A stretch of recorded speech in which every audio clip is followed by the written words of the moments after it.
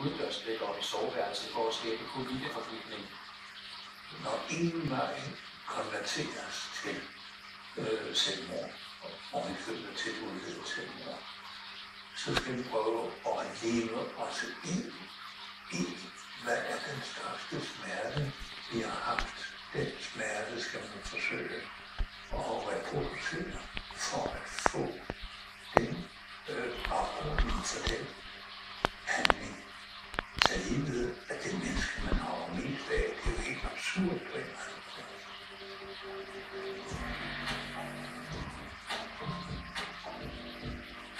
måde. 9 år før tragedien, søndag den 29. juni 2003, blev Jan og Lena gift efter at have kendt hinanden i 2 år. Lena var lykkelig. Det var de begge to. De skinnede om kap. Lenas kjole var rigtig fantastisk, og hun havde jo syet. Jeg har fundet rav over med blåmand og afsken. Jeg sidder sygt inde i os. Jeg sidder på et hul af en for det der på hovedkjolen. Jeg tror, det er den lykkeligste periode i Lenas liv. Men du ser lidt håbløst.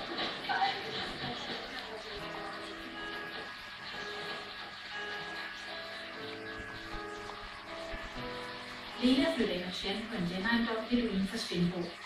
Og lykken er særlig stor, da parret 1,5 år efter deres bryllup bliver forældre til en lille pige.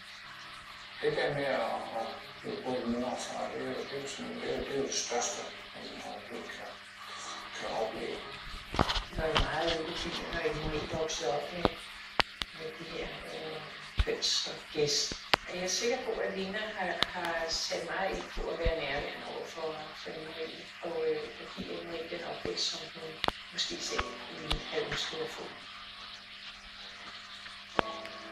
Også udadtil virker det, som om Lena har et stort overskud. Hun bliver ofte mødt på i selskaber og sociale sammenhænge.